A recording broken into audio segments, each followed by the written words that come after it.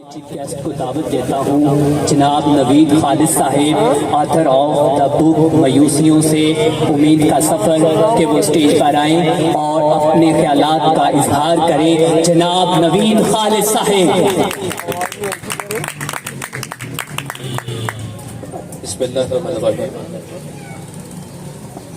अस्सलाम वालेकुम। मेरे लिए बड़े एजाज़ की बात है किबला शाह जी की मौजूदगी में और फैसल खान साहब की मौजूदगी में यहाँ पे जो एक दिल का इजहार है वो करना, तो मैं इसको बिलाशुबा अल्लाह की रहमत और एजाज़ ही कहूँगा।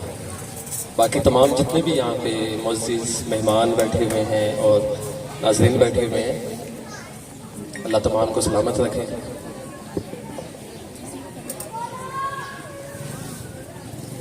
मैं स्पीच तैयार करके आया था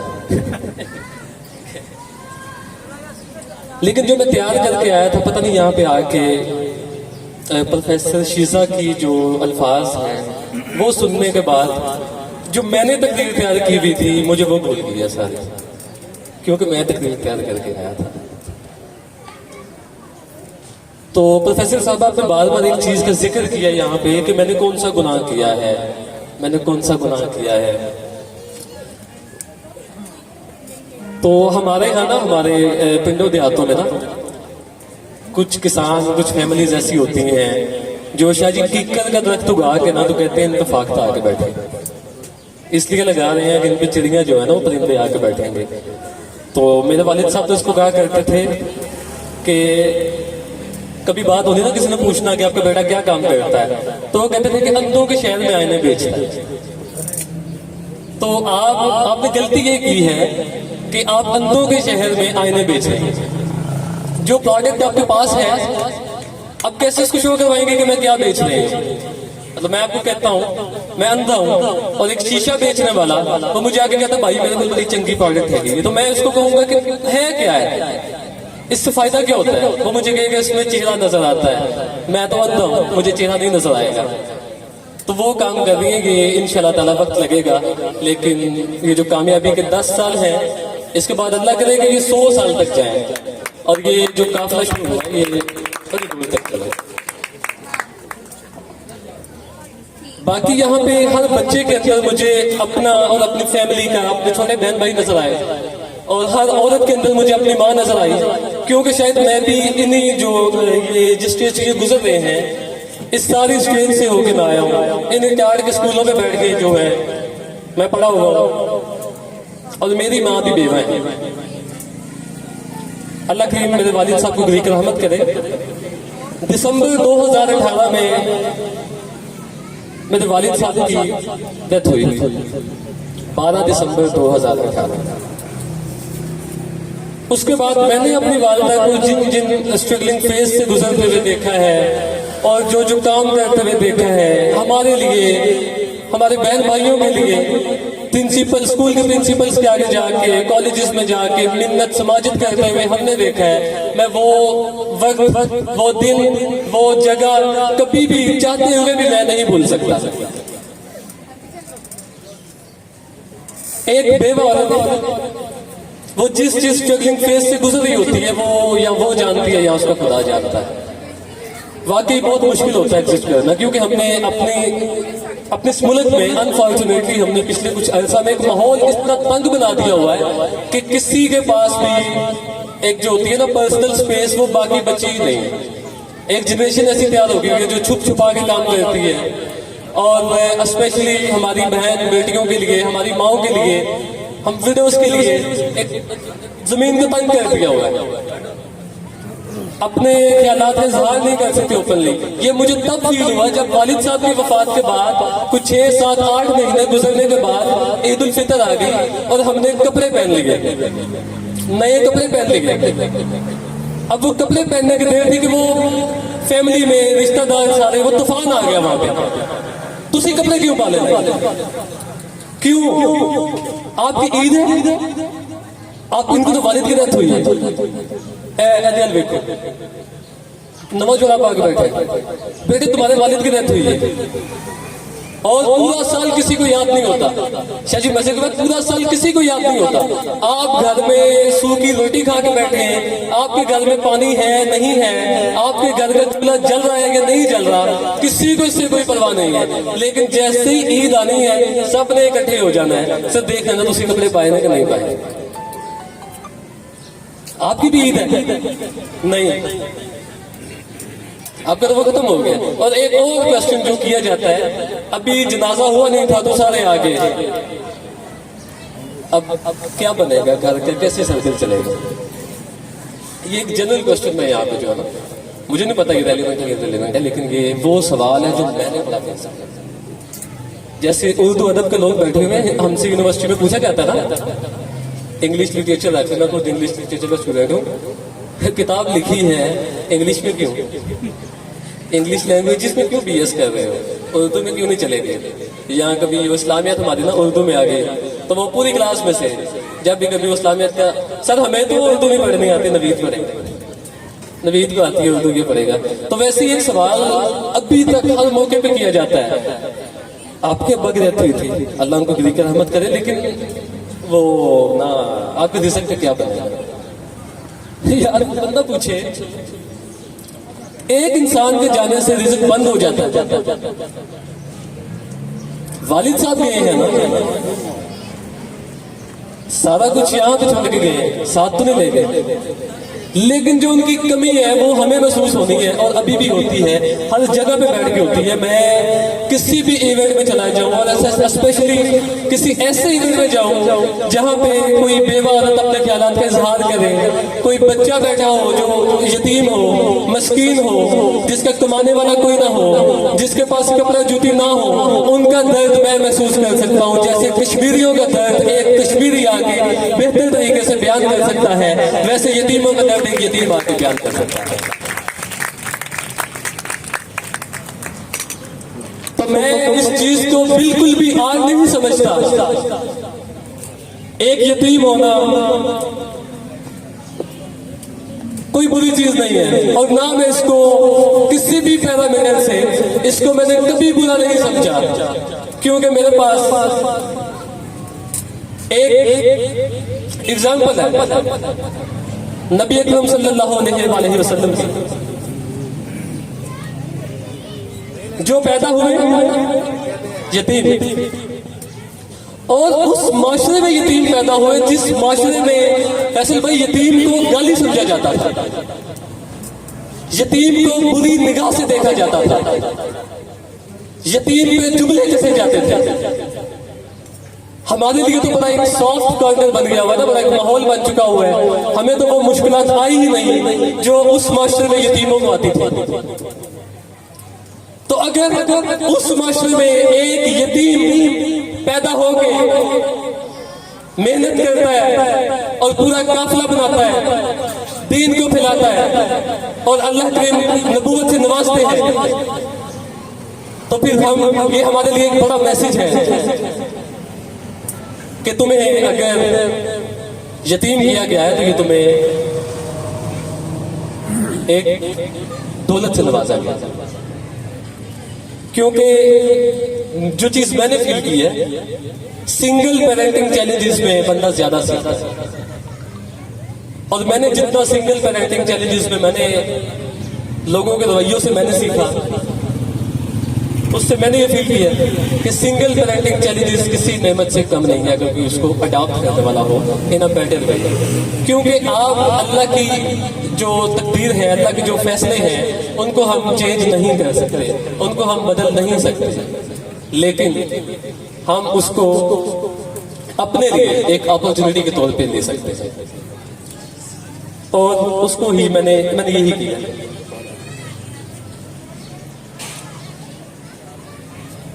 मेरी स्टोरी शुरू है कि मैं जफरवाल से मेरा तल्लुक है, नारोवाल। कितने लोग नारोवाल का नाम सुना हुआ है यहाँ पे? किसी ने नहीं सुना, किसी ने नहीं। चलें ये भी जज़ाकल्लाह, थैंक यू, थैंक यू। तो नारोवाल के साथ जी कस्बा जफरवाल, वहां से मैं तल्लुक रखता हूँ। तो मेरी एजुकेशन हिरा मेमोरियल स्कूल से है। Then Punjab group of colleges में मैंने एडमिशन लिया। इसी दौरान मेरे वालिद साहब की वफात हो गई। तब मैंने मौत को बड़ी करीब से देखा, जब मैंने अपने अब्बा जी, मेरे अब्बा जी ने पैसे की अगर यहाँ पे बात कर रहे थे अभी आके ना, एक बच्चे ने शुरू में स्पीच की थी, उसने पैसे की बात की थी, तो मैं पैसे को थोड़ा मैयर करता रहा था, मैं भी पैसे को सक्सेस के साथ। लेकिन जब मैंने मौत को बड़ी करीब से देखा, उस दिन मुझे पता लगा कि नहीं, पैसे से कहीं ज्यादा बढ़ के आपकी एक स्माइल, एक मुस्कुराहट और एक मीठा बोल किसी के सामने बोल देना, वो पैसे से कहीं ज्यादा बढ़ के है। मेरे अब्बा जी ने जिंदगी में एक अपनी जिंदगी का बड़ा अर्सा उन्होंने बाहर गुजारा, मुल्क से बाहर, और पैसा बड़ा कमाया। लेकिन आखिरी वक्त में मैं यहाँ पे लाहौर से मैं वापस गया जफरवाल, और रात को उनकी कोई तबीयत ठीक नहीं थी। मैं उनके पास बैठा, बातें की, और रात को मैं देर से सोया, और सुबह मुझे जगा दिया वालिदा ने कि उठो, तुम्हारे वालिद साहब की तबीयत ठीक नहीं।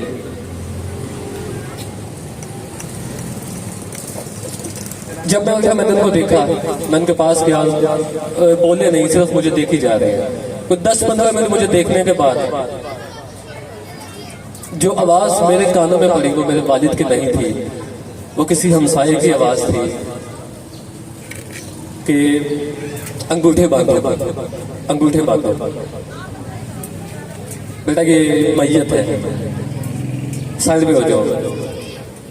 वो अल्फाज अभी भी मैं याद करता हूं तो मेरी रूह कांप जाती है। उस दिन मैंने देखा कि इंसान की असल वैल्यू जो है इंसान की, वो सिर्फ इतनी है कि ये एक मैयत है, इसको गुस्ल देना है, इसका जनाजा है। उसके बाद मुझे इन बच्चों की तरह मुझे जो चैलेंजेस फेस करने थे, सबसे पहला उनमें चैलेंज वो था मेरी कॉलेज की फी।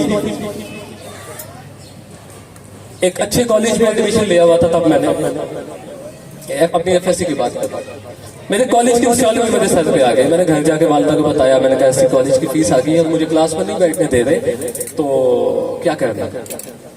उन्होंने कहा कि अभी रिसेंटली तो ये हादसा हुआ है, तो आपको पता है कि घर के हालात भी कुछ साजगार नहीं है, तो आप उनसे रिक्वेस्ट कर लें या देख लें। मैंने जाके रिक्वेस्ट की, उन्होंने कर लो, मैंने आगे वैसे बता दिया। मैंने कहा वो नहीं मान रहे, प्रिंसिपल साहब नहीं मान रहे, तो आप देख लें अब क्या करना है।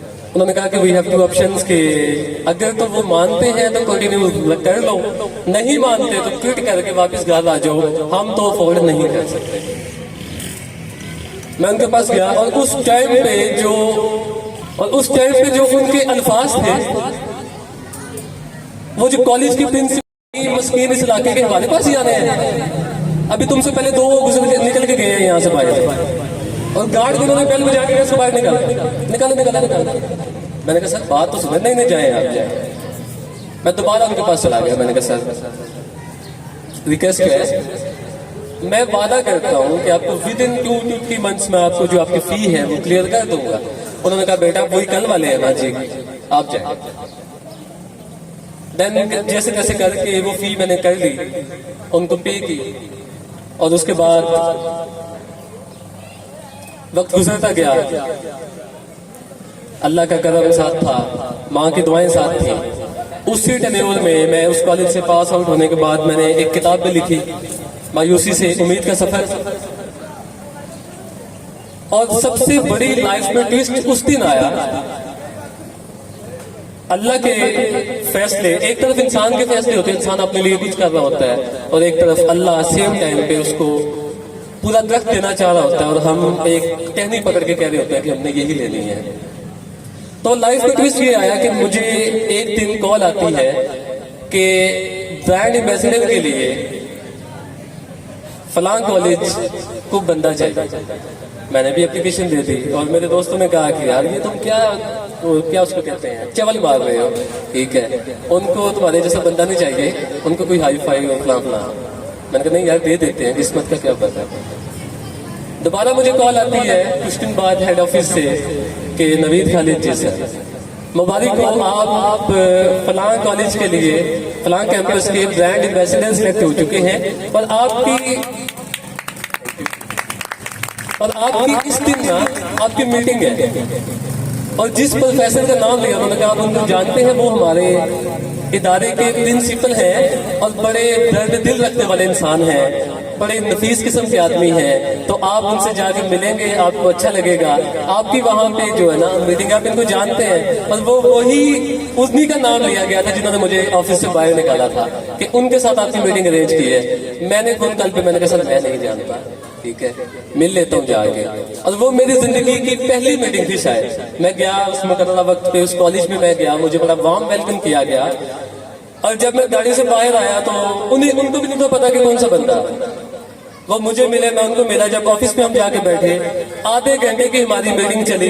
25 मिनट ना मैं बोला ना वो बोले, और आखिरी 5 मिनट में उन्होंने एक लफ्ज कहा, एक जुमला कहा, और वो जुमला ये था कि मुझे माफ कीजिएगा मैं उस वक्त पे तुम्हें समझ नहीं पाया।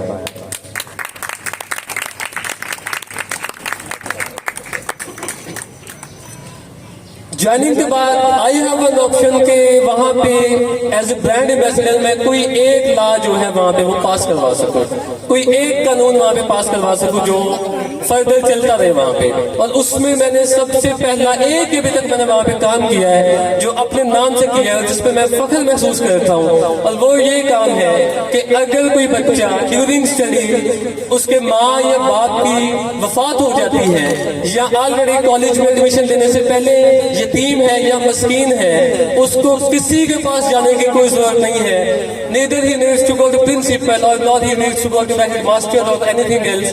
बस वो जस्ट कॉलेज को बैठ के एक मेल करेगा, और कॉलेज इस चीज का पाबंद है कि उस बच्चे की एक मेल पे उसके डॉक्यूमेंट्स को ऑनलाइन सिस्टम वेरीफाई करेगा, और उसके बाद उसको घर बैठे हुए उसको फुली स्कॉलरशिप अवार्ड कर दिया जाएगा बगैर किसी के सामने शो हुए। क्योंकि मैंने के टाइम देखा था, अपने घर के बिजली का बिल भी साथ ले आए, अपने घर के फलां चीजें भी साथ ले आए। आप 3 वक्त का खाना खाते हैं, आपको हम स्कॉलरशिप क्यों दें? ठीक है, एक मिडिल क्लास बंदे के लिए प्राइवेट सेक्टर में इतनी ज्यादा मुश्किल क्रिएट कर दी हुई है, उस मुश्किल को थोड़ा सा आसान करने के लिए वहां पे एक लॉ मैंने पास किया है, और वो ये है जो आपको बताया। अल्लाह करीम हम सबका हामी नासिर हो। इतने ज्यादा वक्त आपको लेने के लिए माजरत, और आप सबका अगेन मशकूर हो। क्या जी,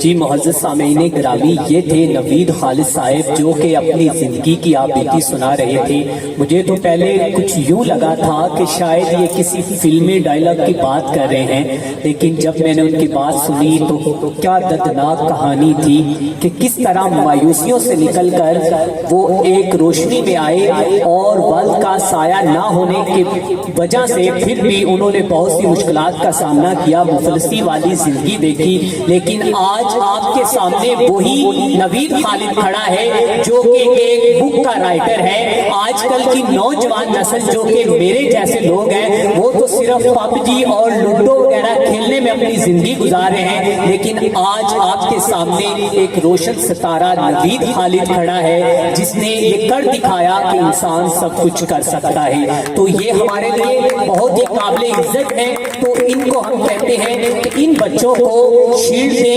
ताकि उनके वालिदैन की और उनकी हौसला अफजाई हो सके। तो उन बच्चों को दावत देते हैं कि वो स्टेज पर आए और अपनी शील्ड वसूल करें। 1, 2, 3 क्लास के बच्चों को दावत देते हैं कि वो स्टेज पर आए और अपनी शील्ड वसूल करें। मैं आपसे इंस्पायर्ड हूं, मैं ओपनली इस चीज को एडवाइस करता हूँ कि मेरे से पहले इनकी किताब आई वो आएंगे तो उसका मैं आपसे इंस्पायर्ड हूं। सोच के भेजना, ऐसे नहीं भेजना। आगे बढ़िए।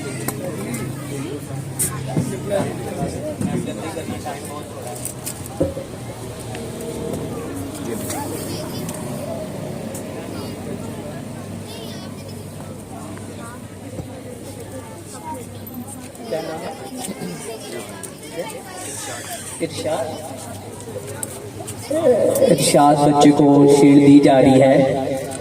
नवीद खालिद साहब जो कि इरशाद बच्चे को शील्ड दे रहे हैं, इनके लिए क्लैपिंग होनी चाहिए। नन्ही होनहार नन्ही सी कली। तो दूसरे बच्चे हसन अहमद जिनको शील्ड से नवाजा जा रहा है, उनके वालिदैन को मेरी तरफ से मुबारक हो कि आपके बच्चे को शील्ड की तरफ से, ईमान फाउंडेशन की तरफ से शील्डों से नवाजा जा रहा है। ये बच्चे हैं रिजवान जिनको शील्ड दी जा रही है। इनके वालिदैन भी मुबारक के मुस्तहिक हैं कि ईमान फाउंडेशन की तरफ से मुजम्मिल, ये क्लास 2 के बच्चे हैं, इनको शील्ड दी जा रही है। इनके वालिदैन को बहुत बहुत मुबारक हो कि आपका बच्चा ईमान फाउंडेशन से शील्ड वसूल कर रहा है। एक छोटी सी काविश की है हमने कि शाह साहब ने अपने इतने इस सितारे पैदा किए, उन सितारों के बदले आज हम भी सितारे बनाने की कोशिश कर रहे हैं। नवीद साहब के लिए क्लैपिंग।